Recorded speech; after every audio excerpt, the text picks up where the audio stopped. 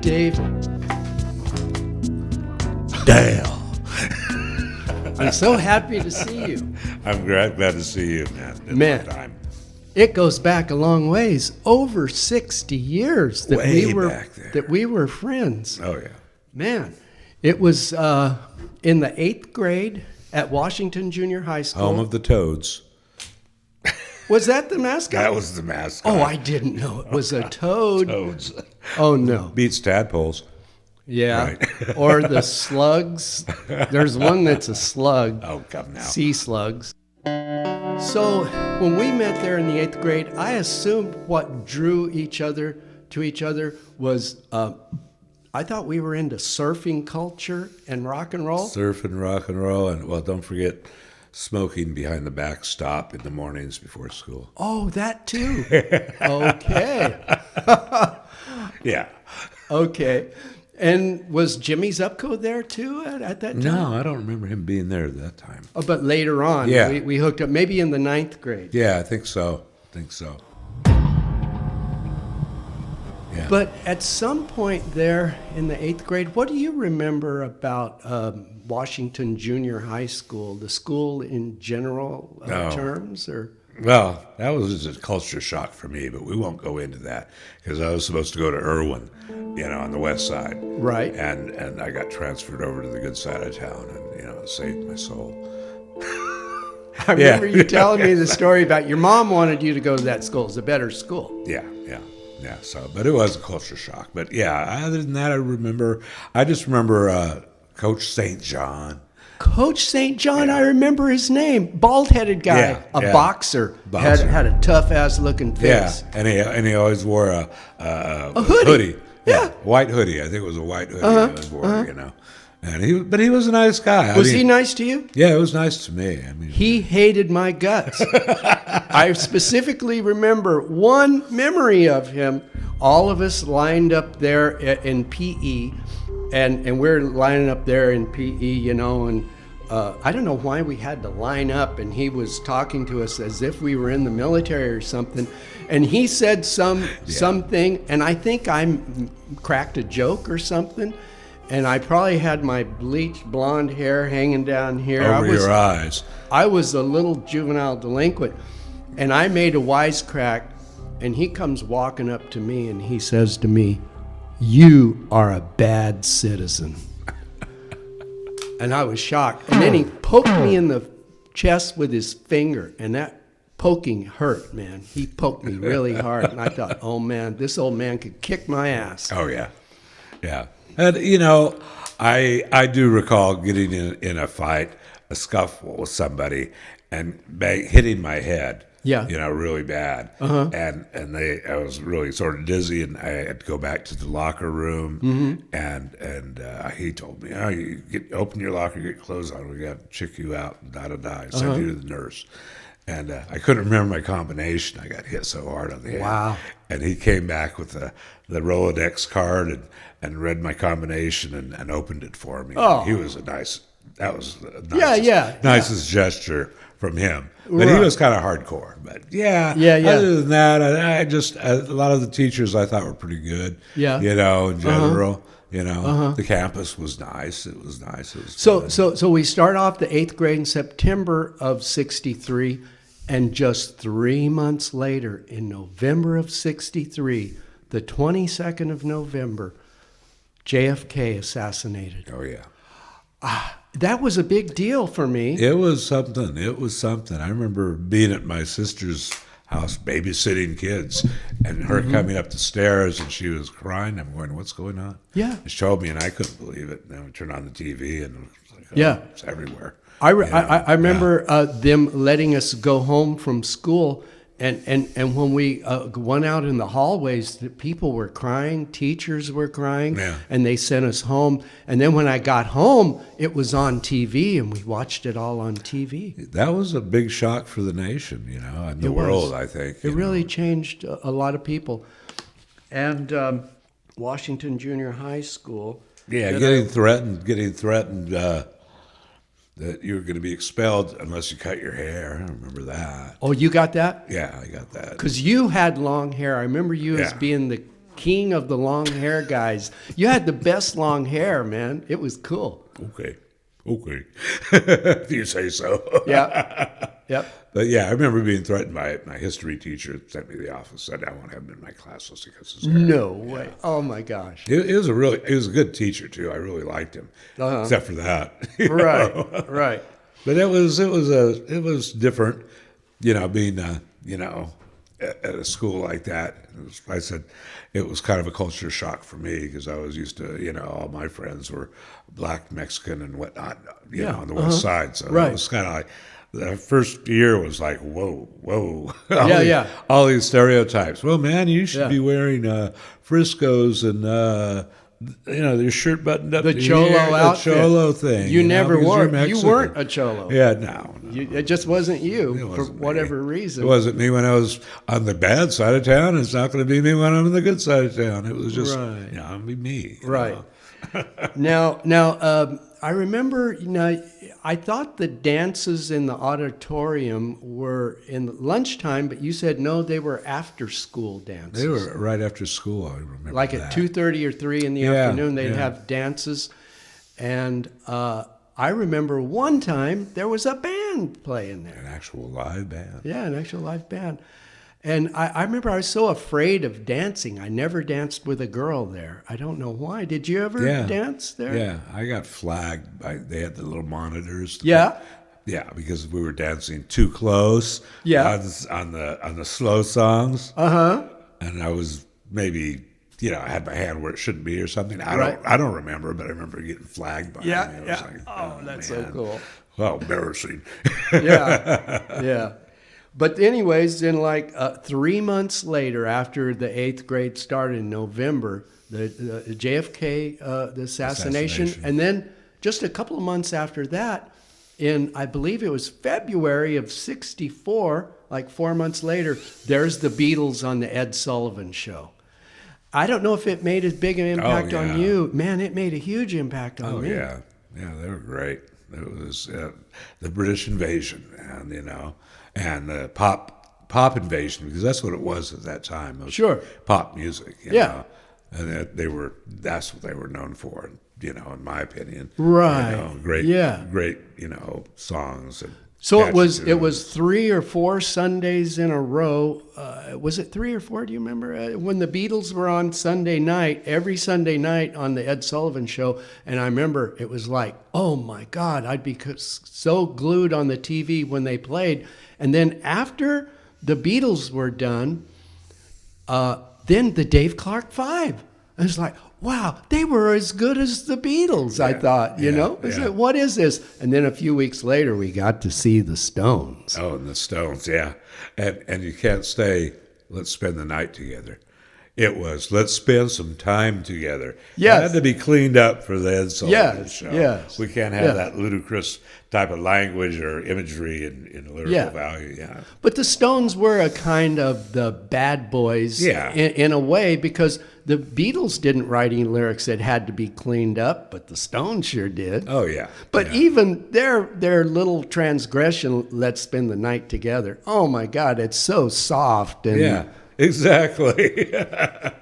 I mean, well, the mind can do crazy things, so we can censor it, because somebody might think, what we're doing during that time. Yeah. Go ahead. How about the Doors, too? The Doors were on on the Ed Sullivan Show. Yeah. Did that make a big impact on you? I thought they were great, too. They were pretty badass. But, I think there was a lyrical change in that, too, in one of their songs. Yeah, I think so. I remember that. I think it was Light My Fire. Light My Fire. Take You Higher or something. Yeah. What was the... Girl, We Couldn't Get Much Higher? Yes. There was something, I don't even remember what word he replaced that with. And they had to change it. They had to change that. Yeah. Too. Yeah. You can't get too high. Oh, man, I remember so many good ones on there. I remember the Animals on there. I love the Animals. Birds and the Animals. God. And it goes on and on into the severe pop mode with Herman's Hermits. Oh, yeah. I didn't care for them too much. Like them Herman's Hermits and who's the other one? Freddie and the Dreamers. Freddie and the Dreamers. I'm telling you now. Yeah.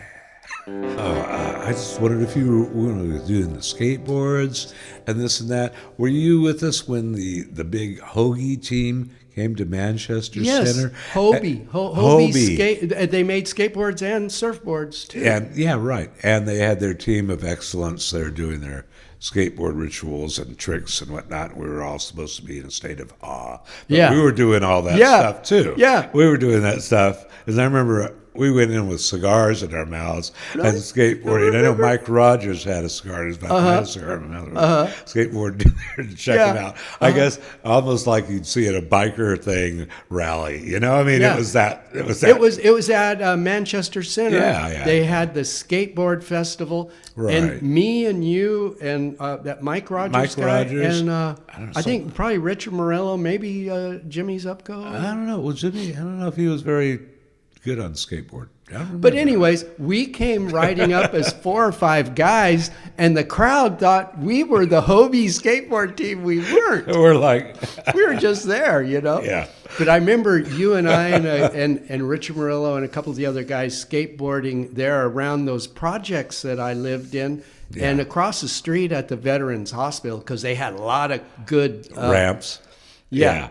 Well, did you go with me when we would go to Danish Creamery on Chinatown because they had the big hill? No, I didn't. Oh my God, that was so much. We got in trouble there. Oh yeah, Danish Creamery. I remember where that's at. Yeah. So they had the big ramp too. Yeah, they had a hill. It was just the sidewalk. Okay. You know, on the outside of the place, not inside. Now I remember. You know, and we were shooting at one time.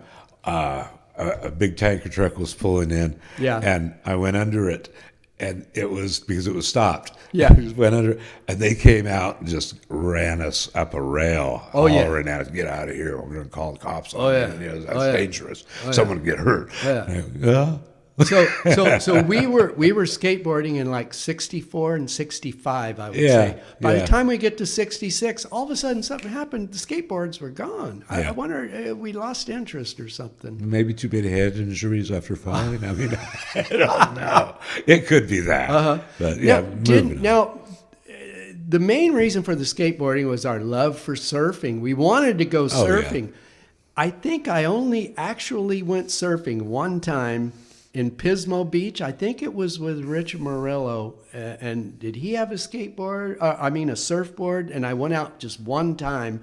Did you ever get to go surfing at that time? Yeah. I nearly killed myself. No, it was San Diego. I had a cousin that lived down there, and I stayed with him for a week. He had a surfboard. Oh, and I was how like, nice! Bang! Every time, no sense of balance on a live action wave with an actual board. Sure, it takes some time. Sure, you have to work on it. Yeah, it's that surfing and skateboarding culture kind of mixed with the rock and roll culture, and then we wanted to grow our hair out long. Yeah. And so when the hippie thing came, we liked the hippie because we were already there. We were already there. We were. I'm ready. Yeah. Well, that's pretty funny, really thinking about it. Let's see here. The way we sort of mutated through the years in our teenage ways, it's like 13 to 19 years old. That was the years. And now, also back in those years, 8th and 9th grade, a little bit in the 10th grade, some of the vivid memories are the records. I wasn't able to buy records because I didn't even have any money, but you had records and I had friends that had records. And I remember I had a girlfriend there in the projects, and she had a Meet the Beatles. Oh, really? And I remember me and a couple of pals at her mom's house. I had to have been about 15 years old, listening to Meet the Beatles and looking at the picture on the back of it. And those Beatle boots and those peg leg pants. Oh, my God. I had to have Beatle boots and peg leg pants. Oh, yeah. And then I wanted to grow my hair out, too. Yeah. And I wanted to learn how to play guitar, too. Well, that was it. That was a spark of inspiration that probably lasted how many years? Oh, yeah. Over 60 years. Yeah, we're still going. Yeah. Love-hate relationship, but we still try. Yeah. Yeah. Now, let's see. Some of the other records that we listened to back there, do you remember any records like in 64, 65, those early records? I remember listening to some records at your house. I only went to your house a couple of times. I remember it was a white wooden Victorian type of house there. Yeah, on Merced Street, Merced on the corner. Merced Yeah, it was what do they call it? Queen Anne 3, I think, house. That was the actual design of the house. Right. But it had a lot of gingerbread on it and a big front porch. And I remember there in the living room, nice stereo and nice record collection. Well, I had a job, and I had a B route, and I could go out and buy albums from Lightning Records down Chinatown, right down the street, where my B route was. So, so it worked. Cool. And you could order records from them, and they would get them for you. Wow. No matter what it was. So I remember listening to at your house. I remember listening to the first Doors album, the first was it the first or second Big Brother album. Probably the first. And don't forget the Seeds. The and Seeds. Love. I remember Love. Arthur Brown and Love. Yep. That was some great stuff. I just heard last night on KPFA that Love song 6, 7 and 7 is. Yeah. Boom, bip, bip, boom, bip, bip, boom, bip, bip. Yeah. We love that song. Huh? Yeah. Whoops. I think didn't we do that? No, we did 96 Tears by, I don't know. Did we do 96 Tears? Yeah, I remember that. Oh, wow. Garage Band. I got hung up on 96 Tears about, I want to say about 6 months ago, and listened to a bunch of copies of it. Then I started listening to covers. You wouldn't believe all the people that covered 96 Tears. Really? And that guy, the band, I think it's just the lead singer. Do you remember his name? Anyways, he's still kicking. He still goes. Arthur Brown, wasn't it? No, I mean 96 Tears. Question Mark and the Mysterians. Oh, Question Mark and the Mysterians. Yeah. Question Mark is still around. They still do gigs. Really? Yeah. He's got to be like 80 years old. Yeah, exactly. Yeah, I would think so. Still gigging. Wow. Yeah. I love that song, 96 Tears. Oh, it's a great song. Yeah. But so anyways, that's kind of the overview of the records. Now, Country Joe and the Fish. Country Joe and the Fish, yeah. That was good stuff. But that was later. That was like 66, 67, wasn't it, when they were around? Yeah. Them, Moby Grape, and who else? God, what other groups were from What about the Bay Stones? Area? 12 by 5 or Meet England's newest hit makers? Oh, okay. When they did all covers? Yeah. Yeah, they were really a rhythm and blues band. The Stones. Exactly. They weren't pop like the Beatles. Yeah, exactly. And that's what I gravitated for, because I like the rhythm and blues. I remember you loved basis, for all music, things like that. In fact, loved some of the early 50s stuff that was done by people that I can't recall, unfortunately, that did, just unique takes. And most of it was vocal oriented. I know you liked I Put a Spell on You by Screamin' Jay Hawkins. Oh, God, yeah. That guy was great. I love that. I mean, performance-wise, it was like, whoa. Yeah. It was over the top. Great stuff. There's so much great rhythm and blues stuff from the 50s that predated Elvis. Oh, yeah. I mean, like... even the Four Seasons, but that was a sort of a smooth rendition of R&B. Righteous Brothers, God, who was the Four Tops? Yeah. So many James R&B. Brown. Yeah. There was a lot of good rhythm and blues. A lot of the blues I didn't discover until years later. Like Muddy Waters, B.B. King, Howlin' Wolf. But I heard a lot of it, and it resonated as the years would go on. Well, yeah, and I think the English Invasion, the Stones, actually got them to go to England on a tour. I don't remember exactly who was in it. I think it was Muddy Waters and I forget who else. But Howlin' Wolf. Yeah. Because they were such, Brian Jones was really inspired by the blues and the classic blues stuff, the real nitty gritty stuff, the real thing. Yeah.